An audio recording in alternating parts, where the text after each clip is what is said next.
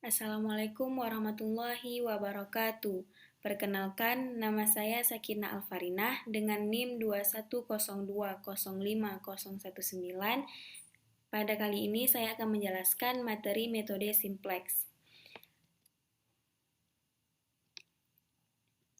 di mana metode simplex adalah metode yang dapat digunakan untuk menyelesaikan persoalan manajerial yang telah diformulasikan terlebih dahulu ke dalam persamaan matematika program linier yang mempunyai variabel keputusan mulai dari lebih besar atau sama dengan 2 sampai multivariabel. Selanjutnya, metode simplex digunakan untuk menyelesaikan masalah program linier yang melibatkan dua variabel atau lebih. Prinsipnya, metode ini menyelesaikan masalah program linier melalui perhitungan ulang atau iterasi, di mana langkah-langkah perhitungan yang sama diulang berkali-kali sampai solusi optimum diperoleh. Selanjutnya, langkah-langkah metode simplex. Yang pertama itu merubah fungsi tujuan dan batasan-batasan. Yang kedua, menyusun persamaan-persamaan di dalam tabel simplex. Yang ketiga, memilih kolom kunci.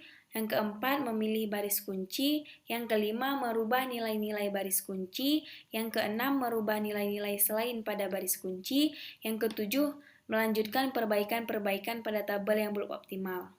Nah, langsung saja kita ke contoh soal, di mana selesaikan linear program berikut dengan metode simplex, maksimumkan Z sama dengan 400x1 ditambah 300x2, di mana fungsi kendalanya yaitu yang pertama 4x1 tambah 6x2 kurang dari sama dengan 1200, yang kedua 4x1 ditambah 2x2 kurang dari sama dengan 800, yang ketiga x1 kurang dari sama dengan 250, yang keempat x2 kurang dari sama dengan 300. Penyelesaiannya, langkah pertama yaitu mengubah fungsi tujuan dan batasan-batasannya. Nah, fungsi tujuannya kan Z sama dengan 400 X2 tambah 300 X2. Nah, itu kita ubah menjadi persamaan sama dengan 0. Maka 400 X2 tambah 400 X1 tambah 300 X2-nya itu kita pindahkan ke ruas kiri. Maka jadinya Z kurang 400x1 dikurang 300x2 sama dengan 0. Selanjutnya langkah kedua, menambahkan variabel slack ke setiap persamaan, maka tandanya berubah menjadi sama dengan. Nah, kita menambahkan variabel slack itu ke dalam fungsi kendala. Maka jadinya 4x1 tambah 6x2 tambah A sama dengan 1200. Yang persamaan kedua, 4x1 tambah 2x2 tambah B sama dengan 800.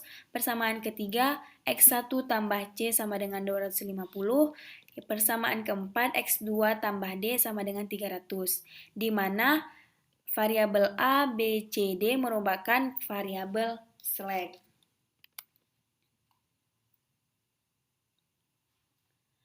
Selanjutnya langkah 3 itu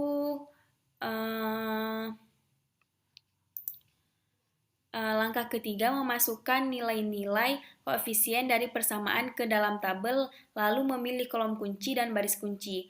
Nah, dari persamaan yang tadi kita masukkan ke dalam tabel simplex dengan variabel basicnya itu kita masukkan variabel dari persamaan-persamaan tadi.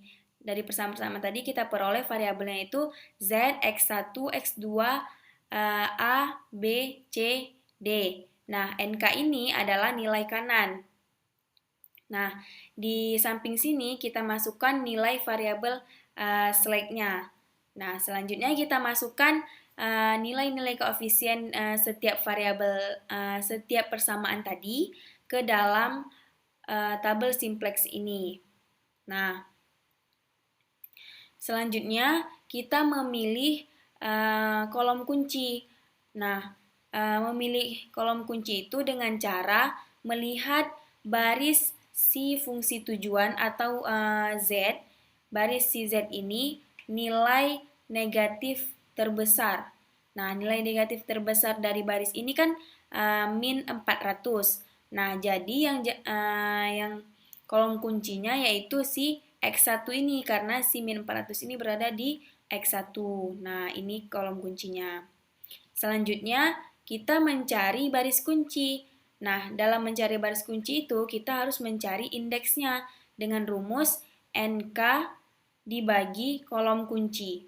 Nah, nilai NK-nya kan ada 0, 1200, 800, 2500, 250, 300. Nah, 1200 ini kita bagi dengan 4 ini. Nah, 800 ini kita bagi dengan 4 ini.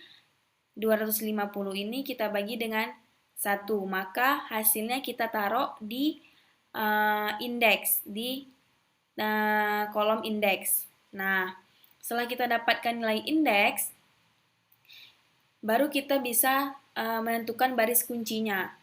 Nah, dengan melihat nilai indeks positif terkecil. Nah, di indeks ini kan positif terkecilnya 200. Berarti barisan 200 ini menjadi baris kuncinya. Nah, setelah itu kita cari nilai kuncinya. Nah, nilai kunci itu kita lihat dari perpotongan antara kolom kunci dan baris kunci. Nah, di sini yang berpotongan kan 4. Nah, berarti 4 ini adalah nilai kuncinya.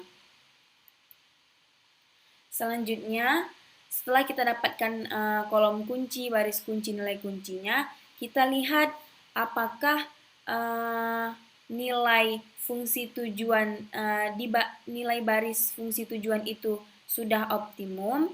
Nah, syaratnya itu kan kalau sudah optimum itu tidak boleh negatif kan. Nah, di baris Z ini kan masih ada nilai yang negatif, maka kita harus merevisi tabel ini dengan cara memindahkan kolom X1 ini ke baris kunci. Nah, memindahkan kolom kunci ke baris kunci. Nah, rumusnya apa? Rumusnya setiap baris kunci, nah setiap nilai baris kunci ini 0, 4, 2, 0, 1, 0, 0, 800 itu dibagi dengan nilai kunci tadi. Nilai kunci tadi kan 4, berarti 0 dibagi 4, 4 dibagi 4, 2 dibagi 4, 0 dibagi 4, 1 dibagi 4, dan seterusnya. Nah, nanti tanda di sini ini berubah menjadi X1 dan si B-nya hilang. Selanjutnya, kan sudah kita masukkan ke tabel yang baru. Selanjutnya kita isi di dalam tabel ini tadi kan dari bentuk tabel ini kita kan membentuk tabel baru. Nah, di tabel baru itu kan baru terisi si baris X1-nya doang kan. Nah, selanjutnya kita akan mengisi si baris Z, A, C, D-nya menggunakan rumus ini. Nah, nilai lama Z dikurang nilai kolom lama X1 dikali nilai baris X1. Nah, ini untuk mencari si Z.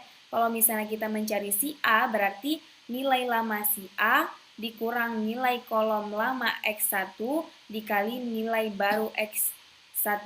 Nah, caranya kita letakkan nilai baris Z lamanya di kolom pertama ini. Nah, setelah itu kita letakkan nilai X1 barunya di kolom bawahnya. Nah, selanjutnya nilai X1 baru ini kita kalikan dengan nilai baru X1 yang ada di Z lama.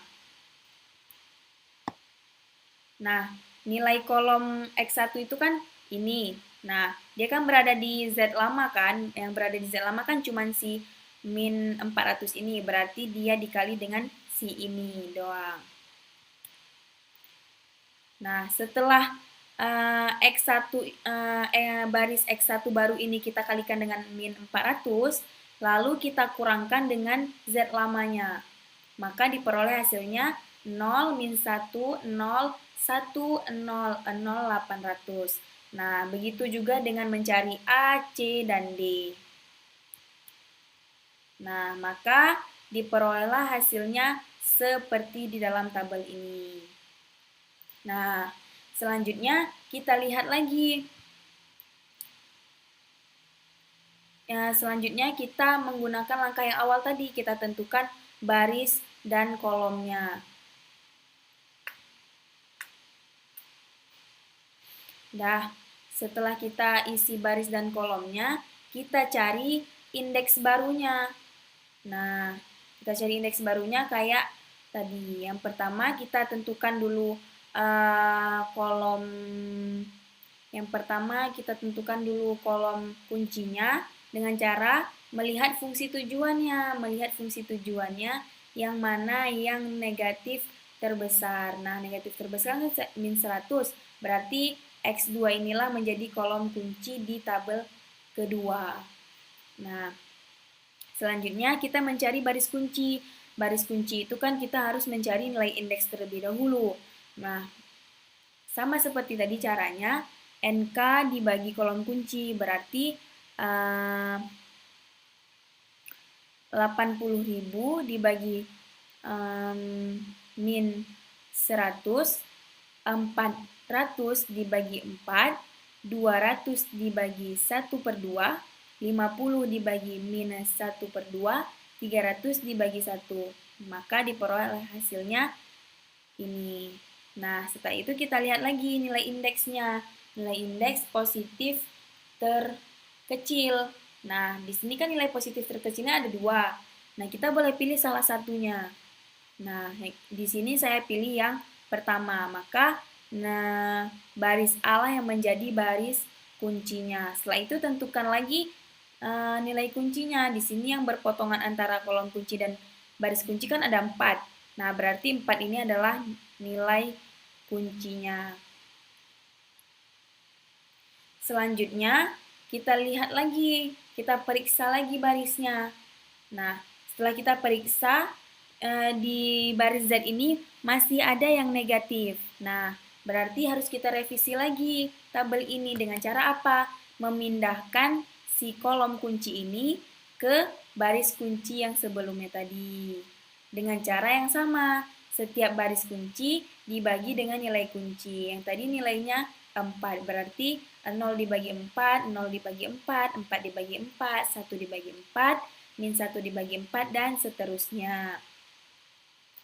Nah, di sini kita ubah menjadi X2 dan A-nya menghilang. Selanjutnya, kita isi lagi kolom Z, kolom C, dan kolom D-nya. Baris.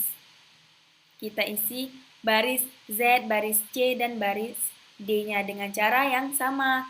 Di sini, karena kita mencari baris Z, maka kita letakkan di sini nilai Z lama pada tabel sebelumnya. Kemudian di sini nilai X2 barunya dan dikali dengan kolom kunci lama X2 yang ada di Z. Nah, seperti itu. Setelah kita kali X2 baru dengan min 100 ini, lalu kita kurangkan dengan si Z lama, maka diperoleh hasilnya 0,025750090.000. Nah, setelah itu, setelah kita isi ke dalam tabel, kita periksa lagi nilai si fungsi tujuan ini. Nah, kita periksa nilainya ternyata sudah optimum, sudah tidak ada lagi yang negatif. Nah, jika itu sudah tidak ada lagi yang negatif, berarti tidak perlu direvisi lagi tabelnya, maka langsung kita bisa ambil kesimpulan. Hasil Z maksimalnya adalah, ini Z, maksimalnya kita ambil dari nilai kanannya, yaitu 90.000, dan X1, X2 ini dari mana? Dari fungsi tujuan tadi. Di fungsi tujuan tadi kan hanya ada variabel X1 dan X2, maka yang kita ambil variabel X1 dan X2. Nilai variabel X1 ini kan 150, nilai variabel X2 ini 100. Nah, jadi kesimpulannya kita harus mengoptimalkan nilai baris si fungsi tujuan. Jika dia belum optimal atau dia masih ada negatifnya, maka harus kita revisi sampai dia tidak ada negatifnya, sampai dia optimal. Baik, hanya itu yang dapat saya sampaikan. Lebih dan kurang, saya mohon maaf. Assalamualaikum warahmatullahi wabarakatuh.